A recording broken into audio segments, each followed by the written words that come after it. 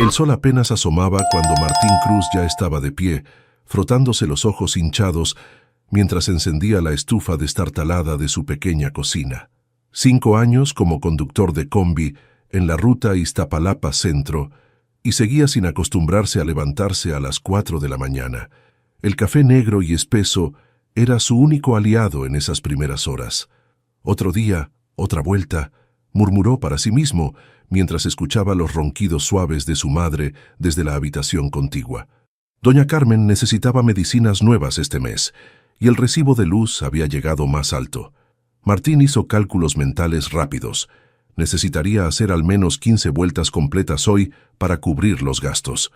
El pequeño departamento que compartían en la colonia Ejército de Oriente era apenas suficiente para los dos, pero era lo único que podían pagar desde que su padre los abandonó. Martín dejó la prepa trunca para ponerse a trabajar.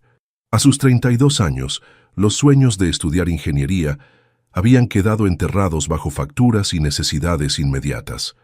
Mientras se abrochaba los zapatos gastados, contempló la foto de su padre y él pescando cuando tenía 10 años. Era el único recuerdo bueno que conservaba del hombre, que un día simplemente decidió que tener familia era demasiada responsabilidad. «Mijo, ¿ya te vas?». La voz ronca de doña Carmen lo sacó de sus pensamientos. «Sí, amá. Te dejé el desayuno listo. No olvides tomarte las pastillas». Salió al frío de la madrugada, envuelto en una chamarra delgada que poco hacía contra el aire cortante de febrero. La combi, una Nissan 2009 con más de 300.000 kilómetros encima, era su otro hogar, su otra carga, su otro compromiso. Le debía aún 20 pagos a don Chuy, el dueño de la ruta, un hombre con rostro de pocos amigos y muchas influencias en el sindicato. A las 5:30 ya estaba recogiendo a los primeros pasajeros, trabajadoras domésticas, obreros, vigilantes, gente como él, que sostenía la ciudad mientras ésta aún dormía. Al otro lado de la ciudad, en un penthouse con vista panorámica a Chapultepec, Eduardo Villarreal se despertaba al sonido de su alarma personalizada. Los primeros rayos de sol entraban por los ventanales mientras su asistente virtual abría automáticamente las cortinas eléctricas. Eduardo, a sus 40 años, era el director ejecutivo de Desarrollos Villarreal, una de las constructoras más importantes del país. Había heredado la empresa de su padre, pero la había triplicado en tamaño durante la última década, convirtiéndose en el arquitecto favorito de políticos y empresarios. Su rutina matutina era precisa: 30 minutos de ejercicio con su entrenador personal en el gimnasio privado de su departamento, jugo verde preparado por su chef y una ducha de agua caliente con vista a la ciudad que tanto había transformado con sus rascacielos y complejos residenciales. «Buenos días, señor», saludó Ramírez, su chofer desde hacía 15 años, mientras Eduardo bajaba al estacionamiento subterráneo donde lo esperaba un Mercedes-Benz negro impecable. «Ramírez, hoy iremos primero al terreno de Polanco. Quiero ver cómo van las excavaciones antes de la junta con los inversionistas». Eduardo revisó su teléfono último modelo. 3 llamadas perdidas de Sofía, su esposa. Las ignoró deliberadamente.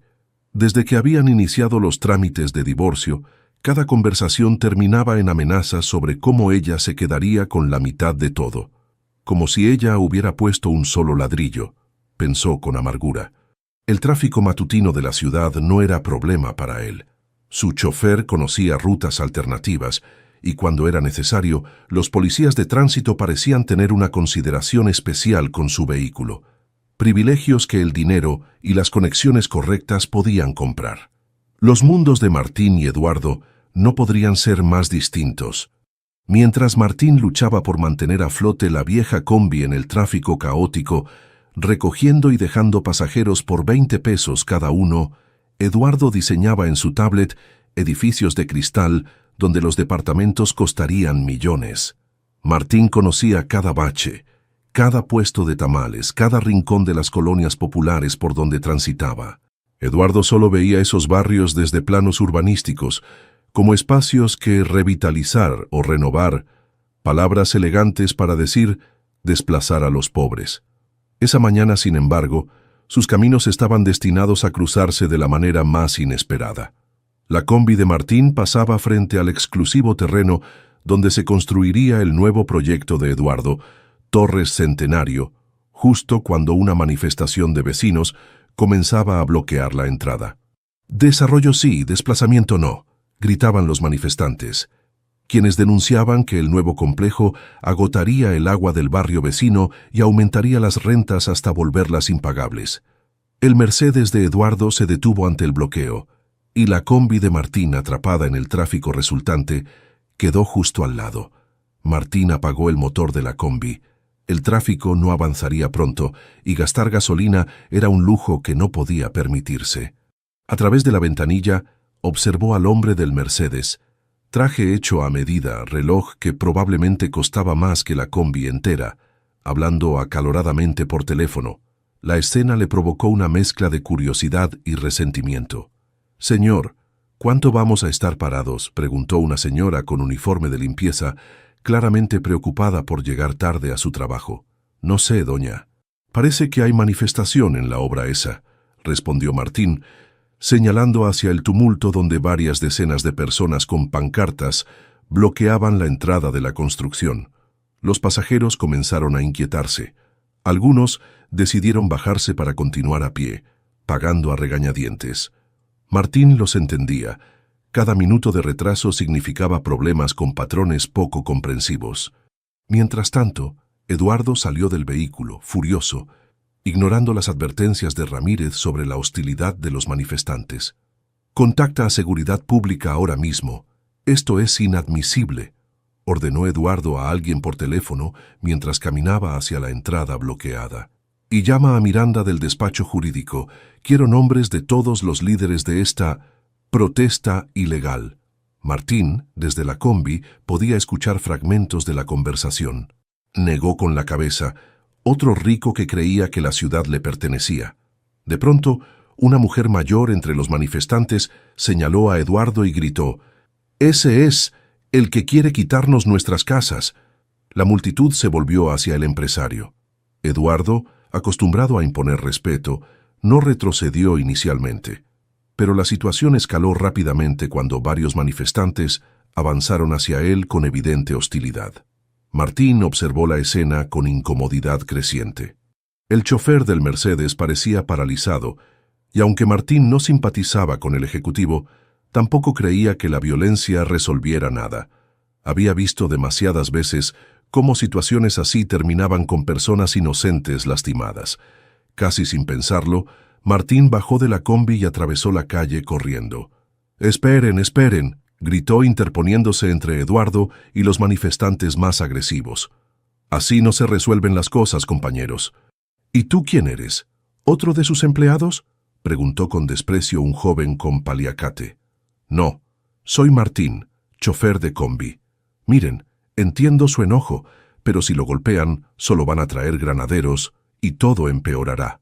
Eduardo, visiblemente desconcertado por la intervención inesperada de este desconocido, retrocedió levemente. Por primera vez en años no tenía control de la situación. Una mujer mayor con delantal se acercó al grupo. «Martín tiene razón. No vinimos a golpear a nadie. Vinimos a defender nuestros hogares». El ambiente se calmó ligeramente, aunque la tensión seguía palpable. Eduardo aprovechó para escabullirse hacia su vehículo, lanzando una mirada confusa hacia Martín. Los manifestantes volvieron a organizarse mientras Martín regresaba a su combi. Los pasajeros que quedaban lo miraban con una mezcla de admiración y reproche por la demora adicional. «Héroe, no te pagan», comentó un albañil sentado atrás, aunque con una media sonrisa. Martín encogió los hombros y arrancó el motor cuando el tráfico comenzó a fluir nuevamente. Por el retrovisor, vio al Mercedes incorporarse al carril contiguo. Esa tarde, Martín completó sus vueltas habituales bajo un sol implacable. Al regresar a casa, encontró a doña Carmen preocupada. «Hijo, vino don Chuy. Dice que mañana sin falta quiere verte». Martín suspiró. Don Chuy nunca traía buenas noticias. Seguramente querría aumentar la cuota diaria o había problemas con los papeles de la combi. «No te preocupes, amá. Mañana lo arreglo».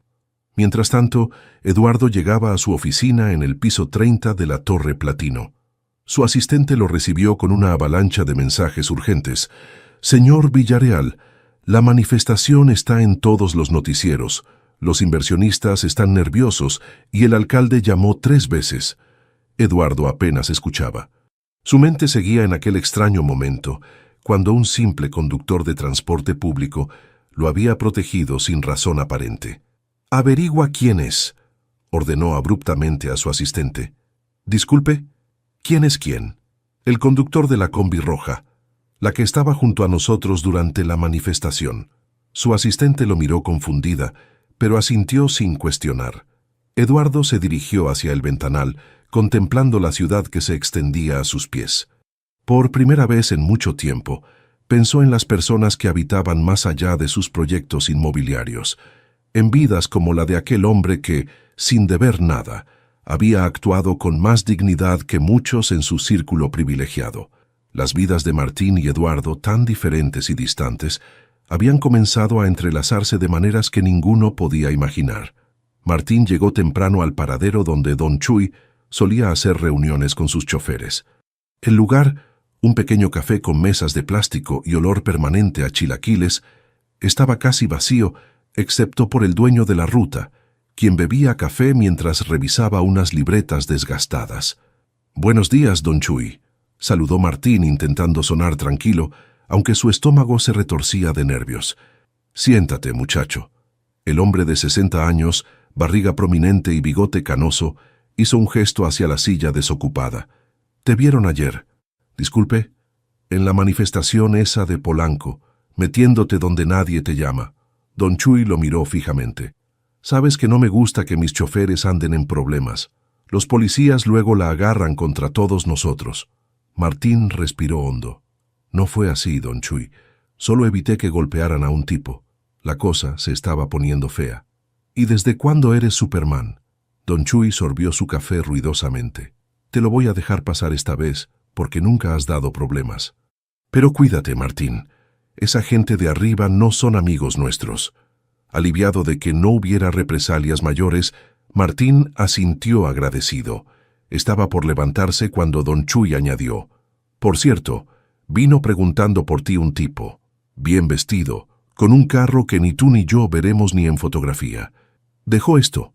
Le entregó una tarjeta elegante, minimalista. «Eduardo Villarreal, director ejecutivo», rezaba en letras plateadas. Martín miró la tarjeta con incredulidad. «¿Qué querrá conmigo un tipo así?» Don Chuy se encogió de hombros. «A saber, pero si te ofrece lana, piénsalo 2 veces. Nada es gratis en esta vida». Eduardo revisaba impaciente los planos modificados del proyecto Torres Centenario en la sala de juntas. Después del incidente con los manifestantes, su equipo legal había sugerido algunas concesiones para calmar los ánimos. Un pequeño parque público, un centro comunitario, algunas unidades accesibles. «Es ridículo», murmuró Eduardo. «Estamos cediendo terreno valioso para apaciguar a gente que ni siquiera podría pagar el mantenimiento de estos departamentos». Su asistente, Daniela, entró con una carpeta. «Señor Villarreal, encontramos la información que pidió». Eduardo tomó la carpeta y revisó su contenido.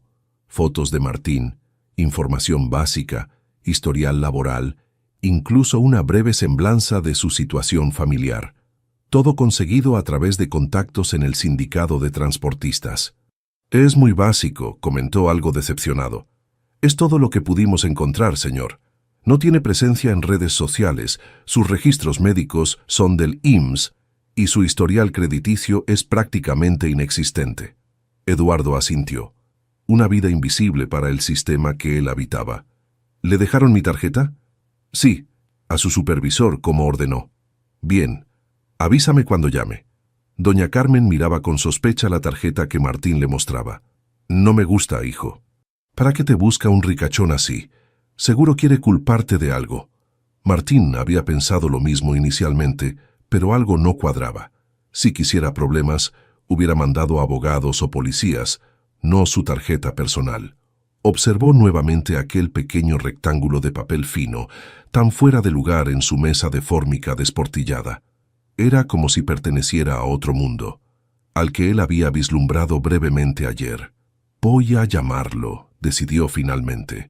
Para su sorpresa, fue el mismo Eduardo quien contestó. La conversación fue breve y desconcertante. El empresario quería reunirse con él, mañana, en un restaurante del centro que Martín apenas conocía de nombre. «Dice que quiere agradecerme», explicó Martín a su madre después de colgar. «Ten cuidado, mijo. La gente rica no da sin recibir». Tallas el restaurante era exactamente como Martín lo había imaginado. Manteles blancos, meseros en traje formal y un maître que lo miró de arriba a abajo con mal disimulado desdén al verlo entrar con sus jeans gastados y chamarra de mezclilla. «Tengo una cita con el señor Villarreal», dijo Martín, incómodo bajo el escrutinio. El maître cambió instantáneamente su actitud. «Por supuesto, señor. El señor Villarreal lo espera. Por aquí, por favor». Eduardo ya estaba sentado en una mesa discreta al fondo. Al ver a Martín se levantó y extendió su mano. «Señor Cruz, gracias por venir». El almuerzo transcurrió en una extraña danza de cortesía y desconfianza. Eduardo intentaba mostrarse casual mientras Martín se mantenía alerta, como esperando que en cualquier momento se revelara el verdadero propósito de la reunión. «Lo que hiciste ayer fue valiente», dijo finalmente Eduardo.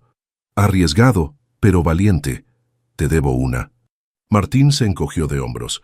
Cualquiera hubiera hecho lo mismo. «Te equivocas, la mayoría habría sacado su teléfono para grabar, no para ayudar».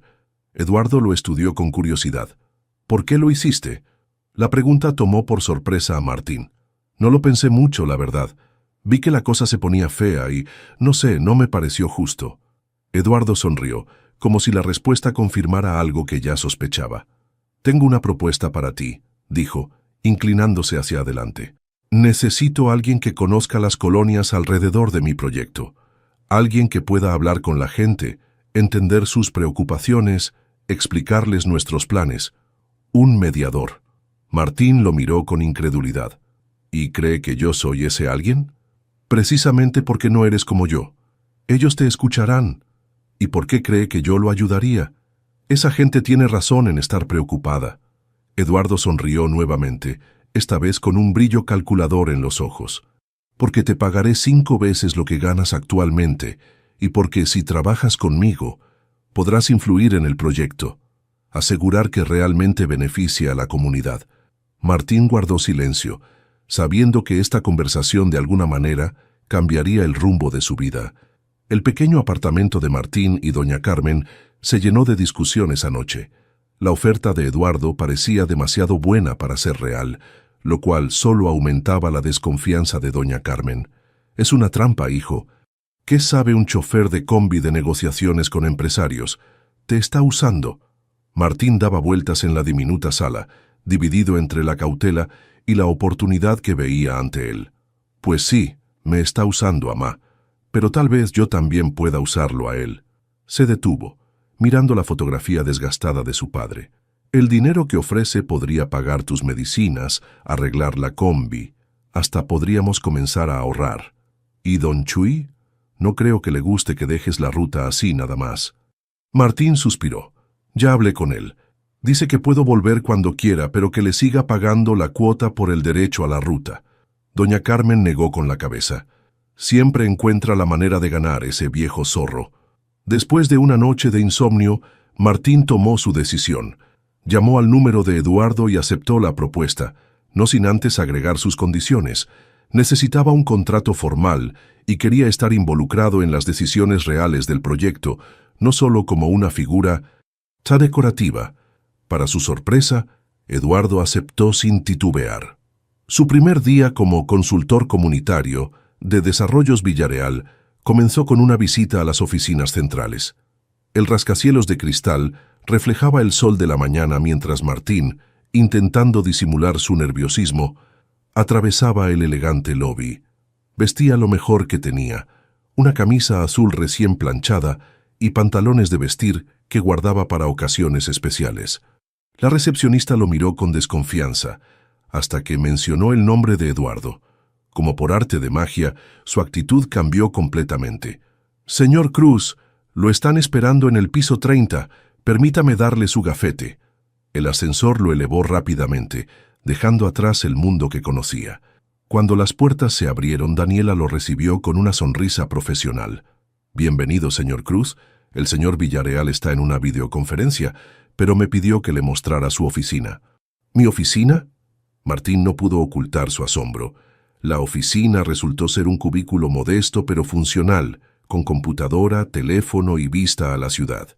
Era más de lo que Martín había imaginado.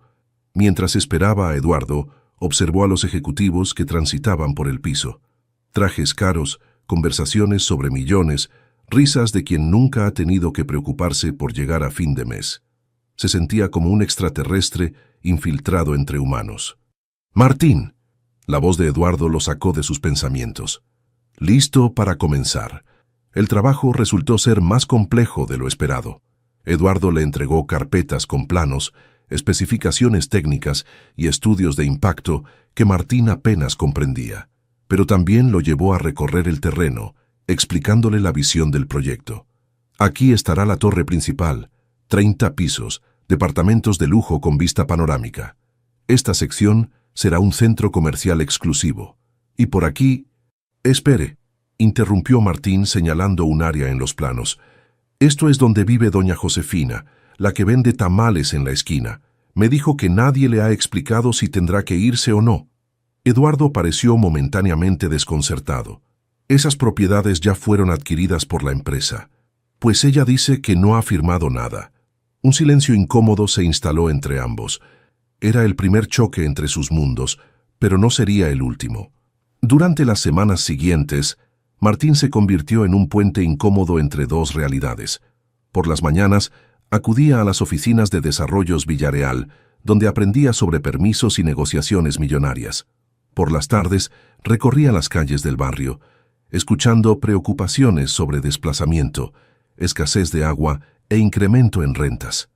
Eduardo comenzó a irritarse cuando Martín traía estas inquietudes a las reuniones ejecutivas. «No podemos rediseñar todo el proyecto por cada queja vecinal», argumentaba. Sin embargo, algo inesperado ocurrió. Algunos de los ingenieros más jóvenes comenzaron a escuchar a Martín. Una arquitecta recién contratada, Lucía, incluso propuso modificaciones para reducir el impacto ambiental basándose en sus observaciones. «Tu chofer de combi está causando revuelo», comentó con disgusto Gustavo Méndez, el principal inversionista, durante una reunión privada con Eduardo. «Es más útil de lo que parece», respondió Eduardo, aunque él mismo comenzaba a cuestionarse la decisión de contratar a Martín. Lo que ninguno esperaba era que Martín estaba cambiando silenciosamente la dinámica interna. Su autenticidad y conocimiento directo del barrio desafiaban las suposiciones de los ejecutivos. Y, para su propia sorpresa, Martín descubrió que tenía un talento natural para la mediación. Una tarde, mientras regresaba a casa con su primer cheque quincenal, más dinero del que jamás había ganado, Martín se detuvo frente a la combi estacionada en el pequeño espacio que rentaba cerca de su casa. La miró con nostalgia y algo de culpa, como quien traiciona a un viejo amigo. «No te preocupes», murmuró pasando la mano por el metal desgastado. «Esto es temporal». Pero en el fondo sabía que ya nada sería como antes. Había cruzado una frontera invisible y ahora habitaba un territorio extraño entre dos mundos que nunca debieron encontrarse. 3 meses habían pasado desde que Martín comenzó a trabajar para Desarrollos Villarreal. Su vida había cambiado de maneras que jamás imaginó. El sueldo quincenal permitió que doña Carmen accediera a tratamientos médicos de mejor calidad, pudieron arreglar las goteras del techo y hasta compraron una televisión nueva. Sin embargo, algo inquietaba a Martín cada vez más. «Lucía, estos documentos no coinciden con lo que me dijeron los vecinos», comentó una tarde mientras revisaba unos permisos con la joven arquitecta que se había convertido en su aliada dentro de la empresa. «¿A qué te refieres?», preguntó ella, acercándose a su cubículo. Según esto, todas las familias de la calle Jacarandas aceptaron la reubicación, pero ayer mismo hablé con don Roberto y me dijo que nadie les ha ofrecido nada concreto. Lucía frunció el ceño, revisando los papeles. «Esto tiene la firma de Méndez y del licenciado Santana. Si ellos lo aprobaron...». «Algo no está bien», insistió Martín. «Conozco a esa gente. No se irían sin pelear». Decidieron investigar discretamente. Lucía, utilizando su acceso a los archivos digitales, descubrió una serie de correos inquietantes entre Gustavo Méndez y un funcionario municipal. Las palabras eran cuidadosas, pero el mensaje quedaba claro. Se habían pagado compensaciones especiales para acelerar permisos y evadir ciertos requisitos ambientales. «Esto es corrupción», murmuró Martín, sintiendo cómo el estómago se le revolvía mientras leía los correos que Lucía había impreso. «Y hay más», añadió ella nerviosa. «Encontré un plan alternativo para limpiar las propiedades restantes. Incluye presión a través de cortes de servicios y hasta intimidación». Martín recordó las palabras de su madre. La gente rica no da sin recibir. Ahora entendía por qué Eduardo lo había contratado, no para escuchar a la comunidad, sino para apaciguarla mientras ejecutaban sus verdaderos planes por detrás. Eduardo notaba cambios en Martín. Ya no hablaba con el mismo entusiasmo durante las reuniones y sus informes se volvieron escuetos, casi fríos. Decidió invitarlo a comer nuevamente, esta vez a un restaurante aún más exclusivo. «Te has integrado bien», comentó Eduardo después de ordenar. «El equipo dice que tu perspectiva ha sido refrescante». Martín jugueteó con su servilleta, incapaz de disfrutar la comida que en otras circunstancias habría considerado un lujo inimaginable. «¿Por qué me contrató realmente, señor Villarreal?». La pregunta directa tomó por sorpresa a Eduardo, quien dejó su copa de vino sobre la mesa. «Ya te lo dije. Necesitábamos a alguien que conociera el barrio, que pudiera comunicarse efectivamente con los vecinos. ¿Y los sobornos al municipio también eran parte del plan? ¿O las tácticas para presionar a quienes no quieren vender?». El rostro de Eduardo se endureció. «No sé de qué estás hablando». «Sabe perfectamente, hay documentos, correos». «Cuidado, Martín». La voz de Eduardo bajó a un tono amenazante. «Estás haciendo acusaciones muy serias basadas en información que no deberías tener». Martín sostuvo su mirada. «Pensé que de verdad quería hacer las cosas bien, que yo podía ayudar a que este proyecto beneficiara a todos, pero solo me usó para calmar a la gente mientras por detrás». «Basta». Eduardo cortó sus palabras con un gesto brusco. «El mundo no funciona con buenas intenciones. Se necesitan decisiones difíciles, compromisos. ¿Crees que proyectos como este se hacen sin mover algunas fichas? Eres más ingenuo de lo que pensaba». «Usted es más cínico», respondió Martín levantándose. «Renuncio». Eduardo sonrió con desdén. «¿Y volverás a tu combi? ¿A vivir al día? Piénsalo bien, Martín. Puedes hacer mucho más bien desde adentro que regresando a tu vida de antes». La tentación era real. El dinero, la seguridad, la posibilidad de seguir ayudando a su madre, pero Martín ya había tomado su decisión. «No todo tiene precio, señor Villarreal». Esa noche, Martín le contó todo a doña Carmen, quien lo escuchó en silencio mientras preparaba café en la cocina recién pintada gracias al dinero de Desarrollos Villarreal. «Hiciste lo correcto, hijo», dijo finalmente. «Tu padre habría estado orgulloso». La mención de su padre, rara en labios de su madre, provocó en Martín una mezcla de emociones. «Ahora tenemos que ser cuidadosos, amá. Esta gente es poderosa. ¿Qué vas a hacer?». Martín miró los documentos que había logrado sacar de la oficina antes de irse. Pruebas de irregularidades, de presiones indebidas, de acuerdos bajo la mesa. «Lo correcto», respondió, aunque no estaba seguro de qué significaba exactamente. Al día siguiente, mientras Martín volvía a las rutas en su combi recién reparada, dos hombres de traje visitaron a don Chuy. Después de una breve conversación y un sobre abultado, el dueño de la ruta hizo una llamada. «Martín, tenemos que hablar». La voz de don Chuy sonaba extraña por teléfono. «Es sobre tu permiso para la ruta». El mundo de privilegios y poder que Martín había abandonado no estaba dispuesto a dejarlo ir tan fácilmente. La verdadera batalla apenas comenzaba. La oficina improvisada de don Chuy olía a cigarrillo y café rancio. Martín entró con paso firme, aunque por dentro sentía que las piernas le temblaban. Ya sabía lo que venía. «Siéntate, muchacho», ordenó don Chuy sin levantar la mirada de sus libretas. «Tengo malas noticias. Me van a quitar la ruta, ¿verdad?». Don Chuy suspiró, finalmente mirándolo. «No tengo opción, Martín. Vinieron personas importantes. Dijeron que tus papeles tienen irregularidades, que la combi no cumple con la normativa nueva. Hizo una pausa. Sabes que son puras excusas, pero si no coopero, me cierran todas las rutas. Martín asintió. No culpaba a don Chuy. Así funcionaba el sistema. ¿Cuánto tiempo tengo? Hasta el viernes. Lo siento, muchacho. 3 días. 3 días para encontrar otra forma de mantenerse a flote, de pagar las medicinas de su madre, de no hundirse en la desesperación. Al salir, Martín miró su combi con un nudo en la garganta. Era vieja y destartalada, pero representaba su independencia, su dignidad. Así que te quitaron la ruta. Una voz familiar lo sorprendió desde atrás. Era Lucía, la arquitecta. Me enteré esta mañana. Eduardo está furioso por tu renuncia. ¿Qué haces aquí?, preguntó Martín sorprendido. También renuncié, respondió ella con una sonrisa tensa. No puedo seguir trabajando para gente así. Pero antes de irme, copié más documentos. Lucía le entregó una memoria USB. Aquí hay suficiente para hundir el proyecto y posiblemente a Eduardo. Martín observó el pequeño dispositivo en su mano. ¿Por qué me ayudas? Porque estás haciendo lo correcto. Y es contagioso. Lucía le entregó también una tarjeta. Mi primo es periodista en El Universal. Deberías hablar con él. Eduardo supervisaba las obras del proyecto cuando recibió la llamada de su asistente. Señor Villarreal, tiene que ver esto urgentemente. En su tableta aparecía la página principal de El Universal.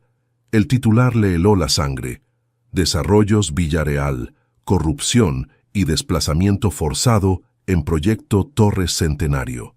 El artículo, firmado por Javier Mendoza, incluía escaneos de documentos internos, correos electrónicos comprometedores y testimonios de vecinos. «Maldito chofer», golpeó el escritorio con fuerza. «Quiero a los abogados aquí ahora mismo».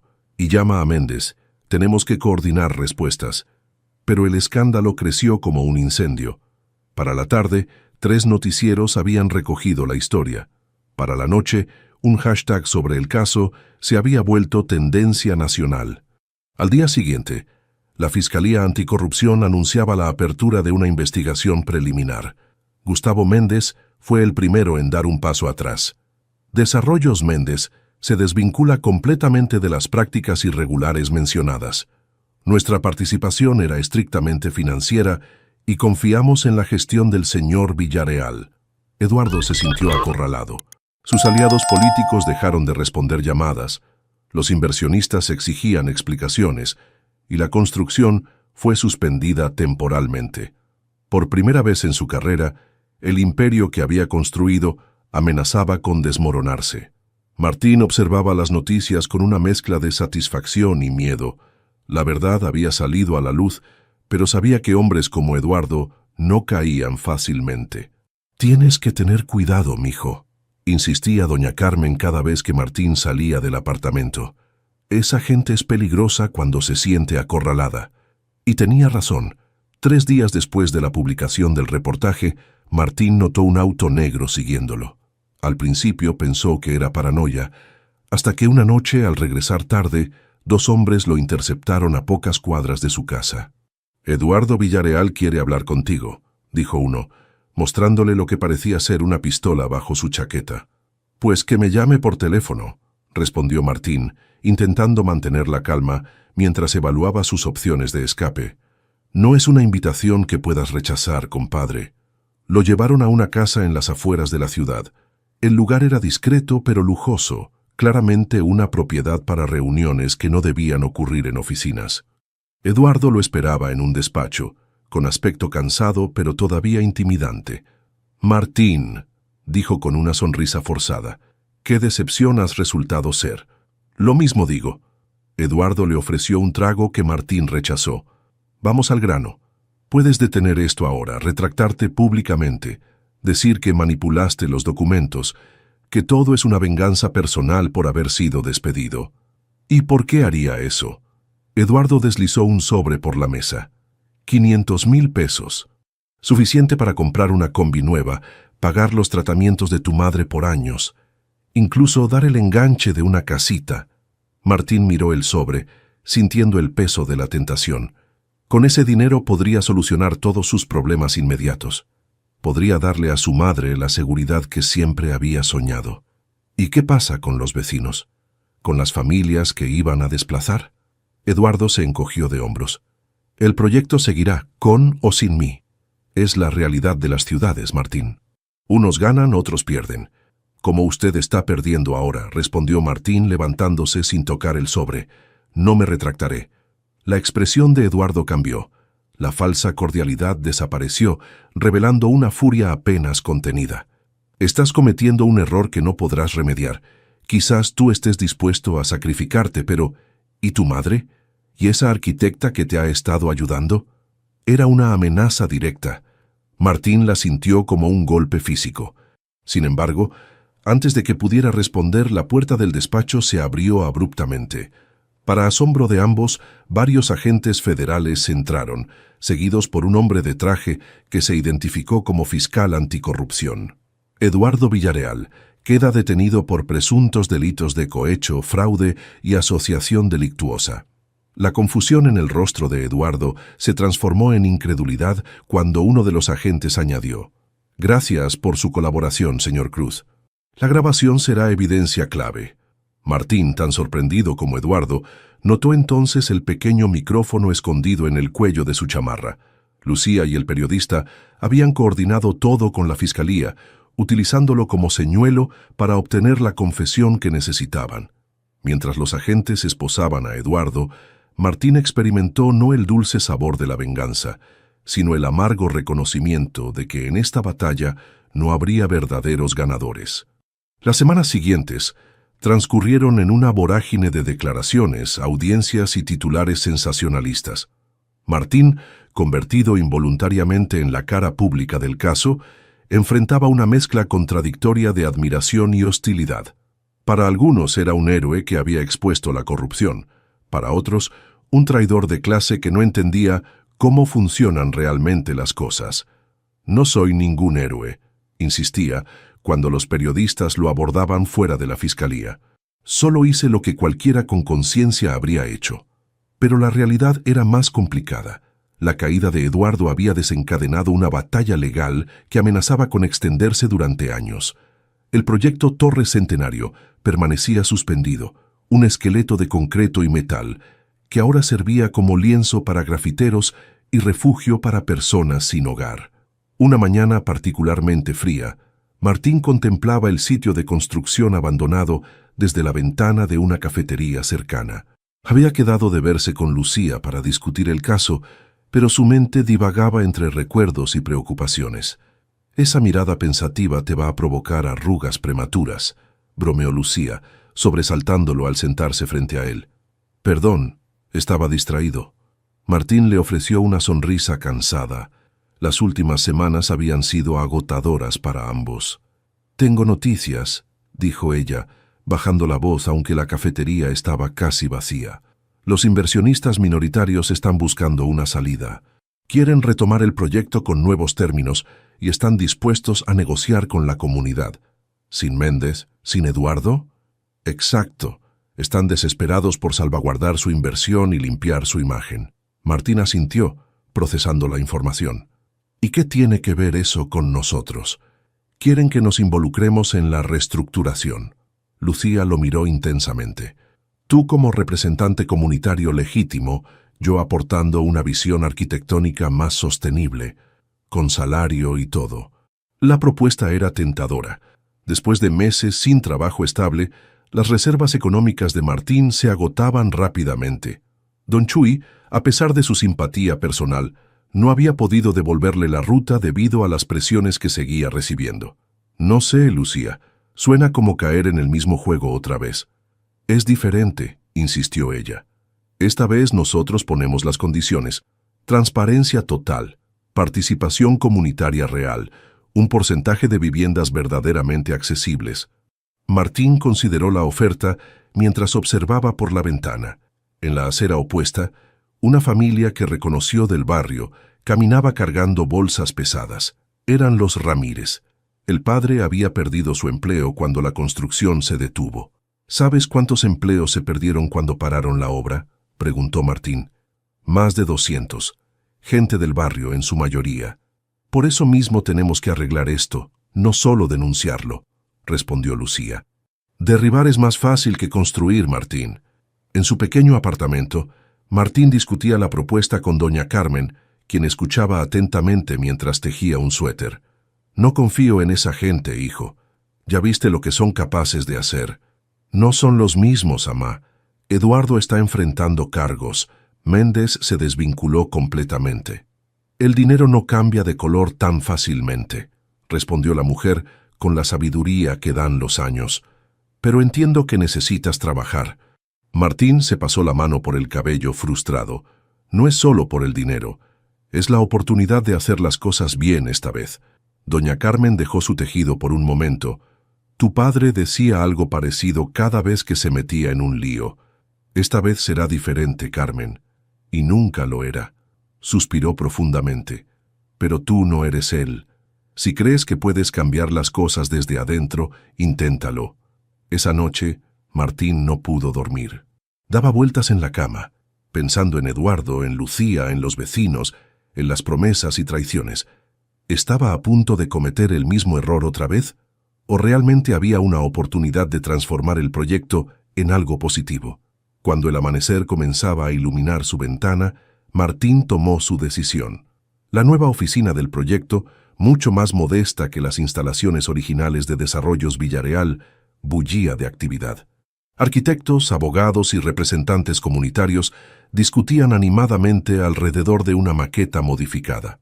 Si reducimos la altura de la torre principal y distribuimos las unidades en estos bloques de media densidad, podemos mantener la rentabilidad sin alterar tanto el paisaje urbano, explicaba Lucía señalando diferentes secciones.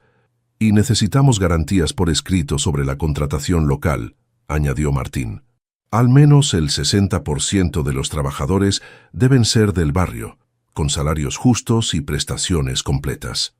Los nuevos inversionistas, representados por una mujer de mediana edad llamada Alejandra Robles, asentían con expresión seria. Son términos estrictos, pero entendemos que la transparencia es nuestra única opción viable en este momento, concedió.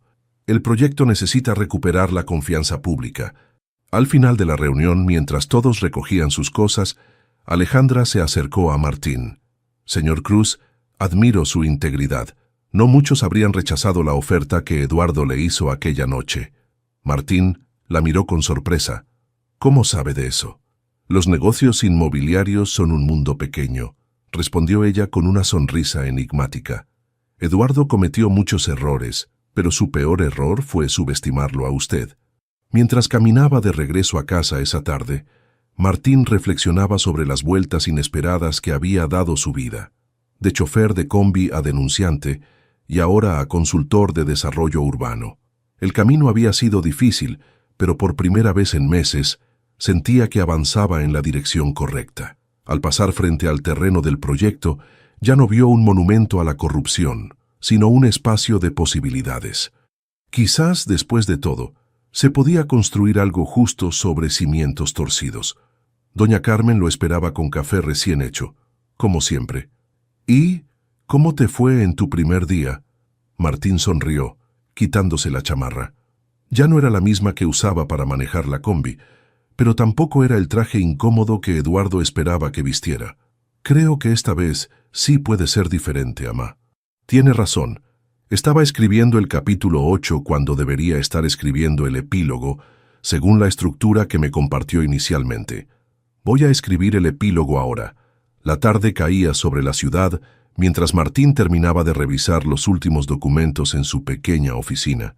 2 años habían pasado desde aquel día en que intervino para proteger a un desconocido durante una manifestación, un gesto que cambió el rumbo de su vida para siempre.